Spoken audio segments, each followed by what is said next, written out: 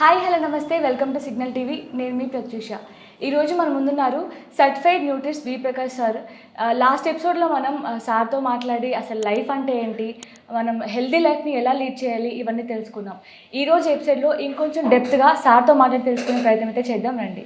నమస్తే సార్. నమస్తే అమ్మా. ఎలా ఉన్నారు సార్? ఐఎమ్ ఫైన్ అమ్మా, థ్యాంక్ యూ. సార్, మన శరీరానికి హెల్తీ డైట్ని ఎలా ఎలా చూస్ చేసుకోవచ్చు అంటారు? హెల్తీ డైట్లో ఏంటంటే మనకు మెయిన్గా నేను ఇంతకుముందు కూడా చెప్పాను, ఇప్పుడు మనకు ఫస్ట్ కావాల్సింది ప్రోటీన్స్, మాంసకృతులతోనే మన శరీరం నిర్మాణం అవుతుంది. తర్వాత ఆ నిర్మాణమైన శరీరంలో వైటమిన్స్, మినరల్స్ యొక్క అవసరం చాలా ఉంటుంది. 13 విటమిన్స్ మనకు కావాలి, మినిమం 11 విటమిన్స్ అయితే ఎసెన్షియల్. తర్వాత మినరల్స్ కూడా 11 మినరల్స్ మనకు కావాలి. ఇది కాకుండా ఒక 25 వరకు ఫైటో న్యూట్రియంట్స్లో కొన్ని రకాలు మనకు కావాలి. ఇవే మన అన్ని రకాల శరీర భాగాలను ఆరోగ్యంగా ఉంచుతాయి. మన మనసును కూడా ఆందోళన చెందకుండా ఆరోగ్యంగా ఉంచుతుంది. మన న్యూరాన్స్ కూడా ఎట్లాంటి థాట్స్ మంచిగా మనకి ఫైటో న్యూట్రియంట్స్ ద్వారా వస్తుంది.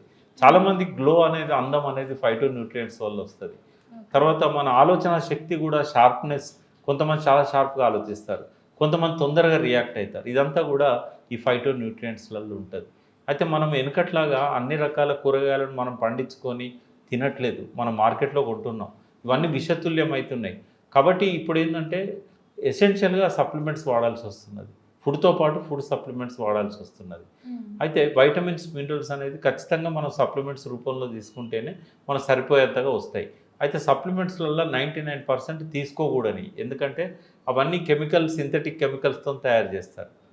ఇప్పుడు ఐరన్ ఉంది, ఐరన్ స్క్రాప్ను చిన్న చిన్న పొడిలాగా చేసి ఆ పొడిని ట్యాబ్లెట్లు ఇచ్చి మనకి వేస్తారు. అది జీర్ణం కాదు, 90% మోషన్లో వెళ్ళిపోతుంది. ఐరన్ ట్యాబ్లెట్స్ తీసుకున్న వాళ్ళకు మోషన్ బ్లాక్ వస్తుంది.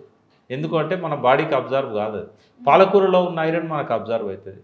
ఇప్పుడు కాల్షియం కార్బోనేట్ గోడకేసే సున్నం ఉన్నది, దాని నుంచి లేదా సముద్రంలో ఉండే ఆల్చిప్పల నుంచి కాల్షియం తయారు చేస్తారు. అది అరగదు, మనకు జీర్ణం కాదు, అది మన బాడీకి అబ్జర్వ్ కాదు, దాంతో కాల్షియం పెరగదు. మనకు పాలకూర నుంచి, పాలల్లో నుంచి, ఆకుకూరల్లో నుంచి వచ్చిన కాల్షియం మంచిది. సో అందుకని సింథటిక్ సప్లిమెంట్స్ కాకుండా ఆర్గానిక్ అని అంటాం, లేదా న్యాచురల్ సప్లిమెంట్స్ అని అంటాం, అట్లాంటివి మనం వాడాలి. అయితే ఆహారం తీసుకునేటప్పుడు ప్రోటీన్తో పాటుగా కార్బోహైడ్రేట్, ఫ్యాట్ కూడా చాలా అవసరం. కార్బోహైడ్రేట్ ఎందుకు అవసరం? ఎనర్జీ కోసం. మనం తినే ఆహారంలో నుంచే క్యాలరీస్ అని అంటాం కదా, ఈ క్యాలరీస్ మనం తీసుకోవాలి. తీసుకున్న తర్వాత బర్న్ కావాలి. ప్రతి కణంలో మైటోకాండ్రియా అని ఉంటుంది. మైటోకాండ్రియానే ఈ ఎనర్జీ సెంటర్, అది power house of the cell అంటాం మనం. అది సరిగ్గా పనిచేయాలంటే ఆడ బర్న్ కావాలి, క్యాలరీస్ బర్న్ కావాలన్నప్పుడు మనం తిన్న అన్నంలో నుంచి కానీ, రొట్టెల్లో నుంచి కానీ, కొంతమంది అన్నం బంద్ చేసి గోధుమ రొట్టె తింటారు. Make it no difference. కాకపోతే అన్నం అయితే ఎక్కువ క్వాంటిటీ అవుతుంది, రొట్టె అయితే గింత పిండి 4 రొట్టెలు అవుతుంది. కాబట్టి క్వాంటిటీ తక్కువ వస్తుంది, కానీ రెండిట్లో ఉన్నది కార్బోహైడ్రేటే. కొంతమంది జొన్న రొట్టె తింటారు, జొన్నలో కూడా కొంత ఫైబర్ ఉంటుంది, కానీ మళ్ళీ కార్బోహైడ్రేట్ అన్నం ఉండేది కూడా. కాబట్టి లెస్ కార్బోహైడ్రేట్ కావాలంటే ఈ మధ్య ఒక వరిధాన్యం తయారు చేశారు. 52% గ్లైసెమిక్ ఇండెక్స్ అని ఉంటుంది. మామూలు అన్నంలో అయితే 75-80 దాకా కూడా గ్లైసెమిక్ ఇండెక్స్ ఉంటుంది. షుగర్ ఉన్న వాళ్ళు అది తినరు, షుగర్ ఉన్న వాళ్ళు ఇది తింటారు. అయితే మనం ఏంటంటే మనం ఏం తిన్నా కూడా అది ఎనర్జీగా మారుతుందమ్మ. గ్లూకోజ్ ఏదైతే ఉన్నదో, గ్లూకోజ్ అనేది మనకు చక్కెర అంటాం కదా, డైరెక్ట్ చక్కెర తీసుకుంటాం, అది తొందరగా అబ్జర్వ్ అయిపోతుంది. అన్నంలో ఉన్నది అది గ్లూకోజ్గా మారుతుంది. ఫ్రూట్స్ తీసుకుంటారు చాలామంది, ఫ్రూట్స్లో ఉండేది ఫ్రక్టోజ్. ఆ ఫ్రక్టోజ్ కూడా అది కొంత 5-6 గంటల తర్వాత మళ్ళీ గ్లూకోజ్గానే కన్వర్ట్ అవుతుంది. ఏది తీసుకున్నా బాడీకి ఎనర్జీ వస్తుంది. కాబట్టి ఇదంతా కార్బోహైడ్రేట్ కిందకి వస్తుంది. తర్వాత చాలామంది అమ్మాయిలు ఫ్యాట్ పెరగొద్దని చెప్పి వాళ్ళు ఫ్యాట్ రిలేటెడ్ ఐటమ్సే తింటలేరు, కానీ ఫ్యాట్ లేకపోతే బతకరమ్మా. 125 లక్షల కోట్ల కణాలు ఉంటాయి, 125 ట్రిలియన్స్ అంటాం. ఒక్క కంటి పాపలో 300 కోట్ల కణాలు ఉంటాయమ్మా. 300 కోట్ల కణాలు అంటే 3 బిలియన్ సెల్స్ ఒక కంటి నల్లటి పాపలో ఉంటాయి.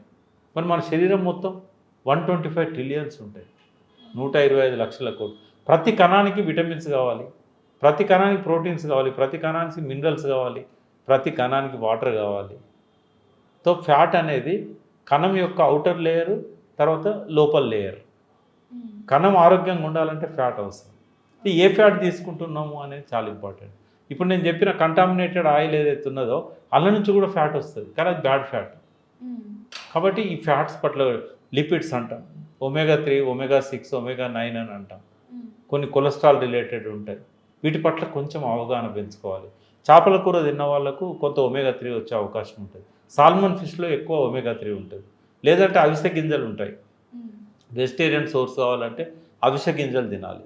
అందులో ఒమేగా 3 అనేది ఉంటుంది. మనము ఏదైతే ఆయిల్స్ వాడుతున్నామో అందులో ఒమేగా 6, ఒమేగా 9 ఉంటాయి.